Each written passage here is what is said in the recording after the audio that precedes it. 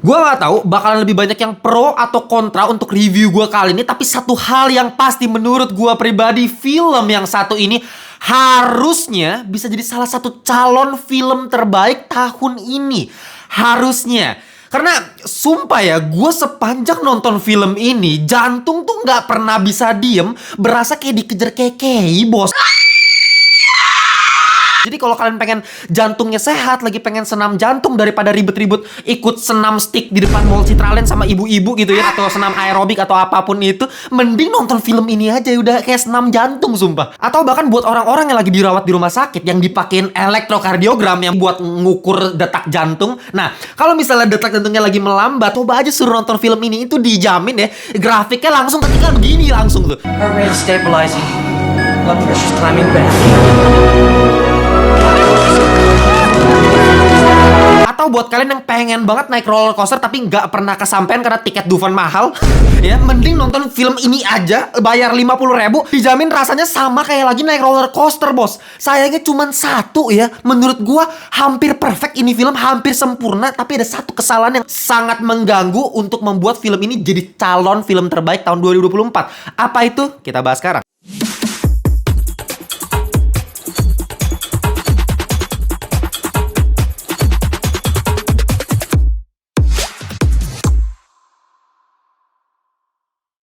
Welcome back to Ngelantur Indonesia, Skuy Nonton Skip Blown. Jangan lupa kalian semua bersama host kalian, Timothy Vidalo. Kita masuk di segmen review.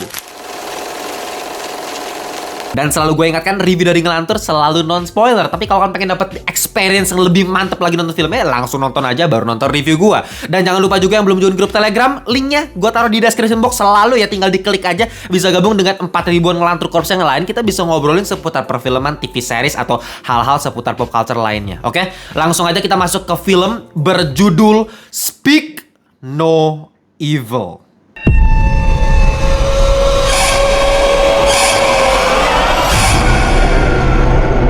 Ya, sebenarnya film yang satu ini adalah adaptasi dari film Eropa. Sebenarnya dari film Denmark tuh tahun 2022. Jadi rentang waktu itu baru 2 tahun udah dibuat film adaptasinya, dan ini dibuat sama Amerika kali ini ya. Dan buat kalian yang belum nonton versi originalnya, menurut gua nggak usah coba-coba nonton versi originalnya dulu baru nonton versi yang Hollywoodnya. Menurut gua itu mengganggu experience-nya karena secara garis besar ceritanya sama katanya. Karena gua pribadi juga belum nonton versi originalnya, dan gua sangat-sangat terhibur dengan film versi Hollywood ya. Ketika gue nonton original dulu baru nonton Hollywoodnya, pasti udah beda lagi tuh experience-nya. Dan gue jamin dalam beberapa hari ke depan, kalau kalian cek media sosial yang suka ngebahas film, review film favorit kalian, ketika ada yang ngepost mengenai film Speak No Evil ini, udah pasti nanti coba dicek aja di kolom komentarnya, pasti ada aja orang yang bilang, ah film ngantuk bang, 1 jam pertamanya gue ketiduran, di akhir-akhir baru mulai seru. Pasti ada, gue jamin. Gue udah sangat-sangat paham sama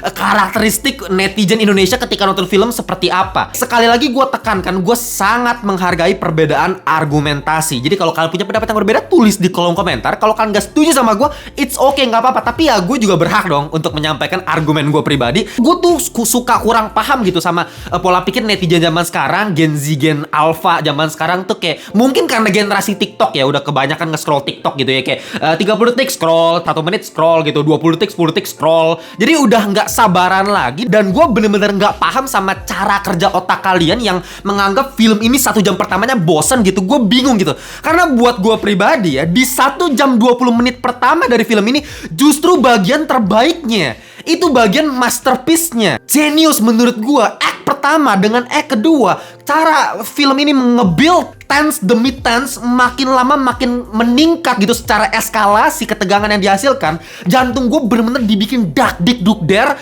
dibikin unsettling, bener-bener gak nyaman sama sekali nonton filmnya sepanjang 1 jam pertama dari film ini. Dan bagaikan kena pelet, gue bener-bener ketarik buat ikutin terus keluarga dari protagonis utama di film ini. Ya mungkin buat gambaran singkat ya, biar kalian bisa memahami sebenarnya ini cerita sinopsis singkat itu seperti apa. Ya sebenarnya gampang aja, sederhana gitu. Cuma cuma mengisahkan sebuah keluarga yang bisa kita sebut sebagai keluarga Dalton aja lah ya. Nah, yang terdiri dari 3 orang, sang suami bernama Ben, istrinya Louis, dan punya anak Agnes. Mereka lagi liburan ketemu sama satu keluarga lain yang secara behavior itu terlihat kontrasnya keluarga Dalton tersebut yang memang teratur, yang selalu taat peraturan. Kelihatan dah dari cara dia ngedidik anak, dari anaknya berperilaku, semuanya kayak tertata rapi. Sedangkan keluarga yang mereka baru temuin ini alias keluarganya si James McAvoy yang terdiri dari 3 orang juga, yaitu sang suami bernama Paddy, istrinya Kiara, anaknya namanya Anne. Nah, si Anne ini memang kebetulan juga diperlihatkan dia nggak bisa ngomong seperti orang normal karena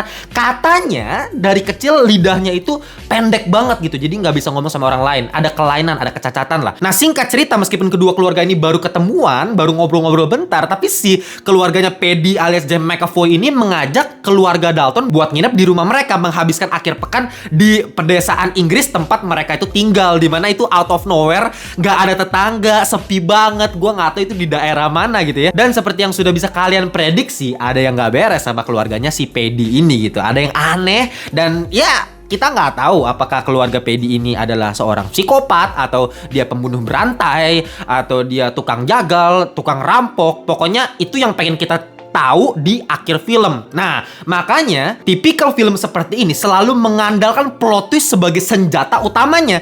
Ya, seperti ticking bomb gitu. Kita menunggu bom waktu. Ini apa yang terjadi dengan keluarga yang lagi liburan di tempat keluarga yang mereka nggak kenal, yang mereka baru ngobrol-ngobrol bentar tapi udah diajak dan mereka mau-mau aja gitu. Tapi yang jadi masalah kalau misalnya sebuah film mengandalkan plot twist di bagian akhirnya dengan premis cerita seperti ini, ya menurut gue bakalan jadi film yang B aja, standar aja. Ya, kita udah dari zaman tahun kapan cerita kayak beginian, udah banyak yang plot twistnya gila-gilaan. Paling gampang misalnya kayak tahun 1960 aja udah ada film kayak modelan Psycho, punyanya Alfred Hitchcock gitu ya, yang sama gitu. Satu orang pergi ke motel ternyata ada psikopat di situ. Itu udah banyak banget. Jangankan tahun 1960, 2 minggu yang lalu aja baru gua bahas film dengan premis yang sama, yaitu Blink Twice gitu. Mengenai satu orang pergi ke tempat yang dia nggak tahu buat liburan, ternyata malah berakhir dengan sebuah teror. Ya, ini adalah basic cerita film thriller seperti biasa, yang kalau lu cuman ngandelin plot twist bakal jadi B aja. Makanya seperti yang udah gue bilang tadi, justru yang spesial dari film ini adalah 1 jam pertamanya. Karena kita butuh waktu 1 jam 20 menit untuk mencapai titik bom plot twist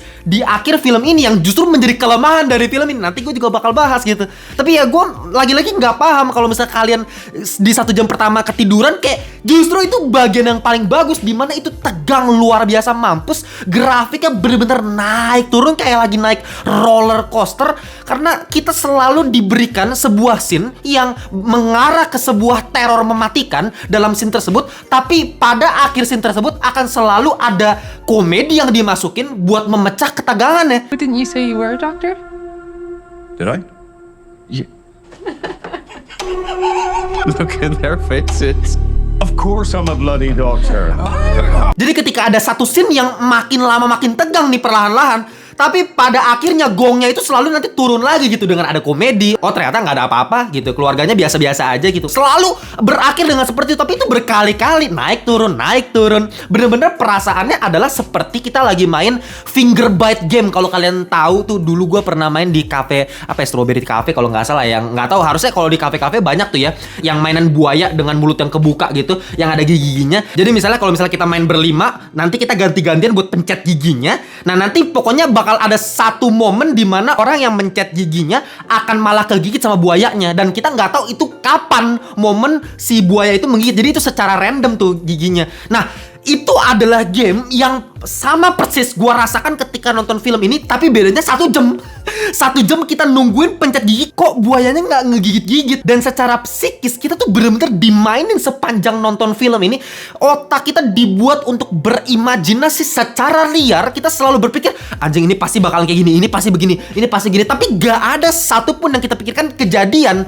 Artinya apa? Jadi horornya itu dibentuk lewat otak kita, lewat psikologis gitu. Nah, jadi ini memang menurut gue salah satu experience yang sangat-sangat luar biasa, di mana gue belajar kalau misalnya satu-satunya organ tubuh manusia yang bisa memberikan dampak ketakutan terhadap manusia itu, alias dampak efek horor, itu bukan mata, bukan telinga, ya otak gitu loh. Karena otak yang memproses, yang membayangkan apa yang akan terjadi, dan itu membuat kita ketakutan. Dimana dari awal film aja, keluarga Dalton yang baru ketemu sama keluarga Paddy ini, tiba-tiba anaknya mereka ini, si Agnes, diajak naik motor keliling tempat itu sama si Paddy, yang dimana mereka belum kenal 100% sama orang baru ketemu sama si cowok ini gitu, tapi udah diajak naik motor dan anaknya mau naik motor gitu. Dan ketika dibonceng tanpa musiknya biasa aja gitu, kayak lagi liburan biasa naik motor Vespa asik-asikan.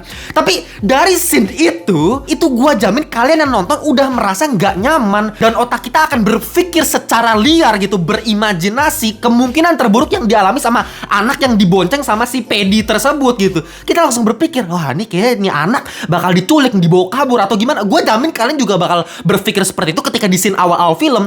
Padahal mah ya udah nggak ada yang terjadi gitu dah. Itu semua dimainin lewat otak doang. Bahkan menurut gue ada satu titik paling mengerikan dari film ini di bagian pertengahan yang membuat gue berpikir kalau misal ini adalah scene paling mengerikan dalam beberapa tahun belakangan ketika gue nonton film horor. Ini kayaknya yang paling mengerikan, yaitu ketika si keluarga Dalton ini lagi menginap di rumahnya si Paddy, dan Ben sama Louis itu diperlihatkan lagi pelukan dalam sebuah kamar yang diperlihatkan lewat angle yang wide, ya kan? Nah, kita bisa ngelihat ada satu pintu di kamar tersebut yang ada jendelanya, dan itu cukup transparan meskipun agak buram-buram begitu, tapi transparan. Nah, ketika angle lagi wide dan mereka lagi pelukan tanpa musik apa-apa, nggak ada setan apa-apa, ruangannya lagi terang benderang, tapi kita bisa ngeliat ada mukanya si Paddy yang lagi ngintipin mereka dari luar kamar lewat jendela tersebut. Dan ketika gue ngeliat scene itu, jantung gue tuh bener-bener kestan seketika gitu, berhenti sesaat, bener-bener kayak bangsat, itu ngeri banget. Cuman ngeliat pala orang lagi ngintipin keluarga dalam satu kamar, cuman sesimpel itu, sederhana. Nggak ada jump scare, nggak ada sound effect musik horor, nggak ada setan-setanan, udah cuma scene gitu doang, orang ngintip gitu. Tapi itulah sihir dari psikologis yang dihadirkan lewat film ini, sehingga gue bisa merasakan ketakutan yang begitu luar biasa. Dan permainan psikologis di awal film ini juga bisa berhasil karena memang penulisan karakternya juga sangat-sangat diperhatikan. Ini yang berkali-kali gue temukan di film-film horor atau thriller, selalu fokus terhadap hal yang membuat kita takut, tapi lupa sama pendalaman karakternya, sama pembangunan karakternya. Tapi itu nggak berlaku di film ini, karena setiap karakter itu dibangun. Meskipun ya karakternya ada 6 ya bisa gue bilang, tapi 6-6-nya dua keluarga tersebut punya background story yang sangat-sangat kuat, terutama dari sisi protagonis kita, yaitu keluarganya Dalton. Kita bisa ngelihat ternyata ada yang nggak beres sih sama hubungan suami istri gitu ya, si Ben sama Louis ini. Ternyata ada konteks kenapa mereka berantem, kenapa si cowoknya malah lebih cemen, kenapa si istrinya si Louis malah lebih dominan gitu. Semuanya ada konteksnya. Lewat satu percakapan dialog mereka berantem aja udah menggambarkan situasi yang terjadi di antara keluarga mereka. Dan itu merembet juga ke keluarga Paddy yang kita nggak tahu nih psikopat atau rampok atau apa. Tapi yang kita tahu adalah si Ben lama-lama bisa percaya sama si Paddy ini, meskipun beberapa kali menemukan keanehan, kejanggalan terhadap keluarga yang mereka baru temuin ini, tapi selalu berakhir dengan ya udah biasa aja. Ya udah, dia percaya aja kayaknya nih orang baik. Karena apa? Karena ada satu scene di mana mereka berdua diajak sama si Paddy itu ke atas bukit dan teriak, meluapkan semua emosi yang terpendam di hatinya si Ben gitu ya, yang membuat ya ini adalah percakapan yang menarik antara kedua pria gitu dalam sebuah keluarga. Atau misalnya perdebatan antara Louis dengan Paddy, cuman ngomongin vegetarian gitu, ngomongin makanan. Louis itu VG gitu, dia nggak mau makan daging. Habis itu nanti merembet ke masalah isu lingkungan gitu ya. Dan itu kan percakapan yang memang sangat-sangat natural aja terjadi gitu. Dan itu membuat kita makin memahami karakter-karakter itu tanpa kita sadari. Bahkan nanti ada juga perdebatan antara Kiara dengan Louis, yang mereka berdua sama-sama seorang istri, seorang ibu, dan mereka sama-sama punya satu anak, dan mereka berdebat masalah parenting gitu. Bagaimana cara membesarkan anak, gimana cara mengajari seorang anak. Itu ada perdebatan lagi. Jadi kayak kita punya konteks masing-masing setiap karakter, dan itu yang membuat kita jadi percaya sama karakter, yang membuat kita ikut terus ke dalam penceritaannya. Makanya 1 jam pertama itu menurut gue gak ada yang ngebosenin sama sekali. Terlebih karena memang actingnya menurutku sangat on point. Dari ke-6 orang ini gak ada satupun yang jelek sih actingnya menurut gue. Ya terutama si James McAvoy menurut gue gila men. Harusnya kalau misalnya film ini bisa memperbaiki kelemahan di bagian akhir, menurut gue dia bahkan layak masuk di nominasi Best Actor di Oscar tahun ini. Menurut gue pribadi ya, karena sebagus itu ekspresi dia yang selalu gak puas ngelihat anaknya nari gak sesuai sama tempo gitu ya. Atau misalnya ketika dia lagi ketawa-ketawa terus tiba-tiba dia disindir sama si Louis masalah makanan, dan dari yang ketawa tiba-tiba langsung berubah jadi serius mukanya, kita langsung takut sama nih orang, nih ada yang gak beres sama nih orang gitu. Itu yang membuat gue selalu ketakutan nonton filmnya. Bahkan Mackenzie Davis pemerannya Louis di film ini juga menurut gue salah satu yang sangat-sangat bersinar ya. Kelihatan banget sebagai wanita yang dominan. Dia ada kekecewaan terhadap suaminya, dia harus membesarkan seorang anak, dia nggak nyaman berkali-kali sama keluarga Pedi. Jadi lagi-lagi selama 1 jam pertama di film ini tuh berasa tanpa celah, kayak perfect, sempurna sekali. Scene selalu dieksekusi dengan on point, grafiknya juga sangat nyaman. Nah tapi yang jadi masalah ketika roller coaster itu bener-bener dibuat naik turun terus tanpa ada punchline dan gongnya yang kita tunggu-tunggu itu, kapan bomnya itu meledak. Menurut gua ketika masuk ke bagian ketiga ini kayak masih diulur lagi, masih diputer-puter lagi plotnya, masih dibikin naik lagi, roller coasternya dibikin turun lagi. Jadi kayak akhir film ini bener-bener kehilangan momentum untuk bisa mengejutkan, membuat gong punchline itu berhasil di bagian akhir. Oh no, that is really bad luck. Gue mulai, aduh ini kelamaan nih. Gue pengen tahu nih konklusinya apa. Dan parahnya lagi ketika kita masuk ke bagian konklusinya, ya menurutku ketegangan yang dibangun dari awal yang bikin gue nggak bisa napas sepanjang nonton film, malah jadi bisa napas seperti normal. Malah jadi gue kayak, oh gini gitu loh. Jadi yang dari awal udah tegang mampus, kayak gongnya tuh nggak pecah gitu loh, nggak yang bikin gue wah tambah mampus lagi, tambah klimaks lagi, enggak. Jadi ketika grafik udah naik sampai bagian atas, malah jadi lesu gitu. Malah jadi ya action, malah jadi kejar-kejaran, main petak umpet di rumah. Jadi seperti action film-film yang biasa udah ketemu jadi film-film yang B aja, popcorn movie jadinya. Dan gue malah merasa jadi boring justru gitu di bagian akhirnya. Dan itulah yang dari awal gue bilang tadi, mungkin kalau kalian yang netizen Indonesia kebanyakan, gue yakin 1 jam pertamanya bosen, yang pas di bagian akhir action baru seru gitu. Tapi ya entah kenapa ya, proses otak gue bekerja tuh gue malah nahan napas di awal, dan di bagian akhir jadi biasa aja. Yang jadi kekuatan dari film ini kan tadi adalah imajinasi kita secara psikis gitu, gimana kita bisa berimajinasi secara liar. Dan ketika gue tahan napas, gak tahu apa yang terjadi, gak tahu plotnya ke arah mana, tapi di bagian akhir malah jadi kita tahu arahnya kemana, ya tense itu jadi menghilang aja gitu. Jadi lebih ke action, kejar-kejaran yang udah biasa gue temuin di film-film lain. Dan ya endingnya juga penyelesaiannya mainstream aja, udah biasa gue temuin kayak begini, gak ada yang spesial jadinya gitu. Sayang, padahal ya menurut gue ini film yang punya potensi bisa jadi film thriller yang paling mengganggu secara psikis di tahun ini. Tapi ya menurut gue endingnya jadi biasa aja, bukannya jelek. Makanya gue harus kasih final score 8,5/10 alias cakep. Sumpah, kalau misalnya endingnya bisa dibikin lebih matang lagi, tetap bermain di arah psikis, bisa jadi 9 sih menurut gue. Bisa di atas 9 bahkan.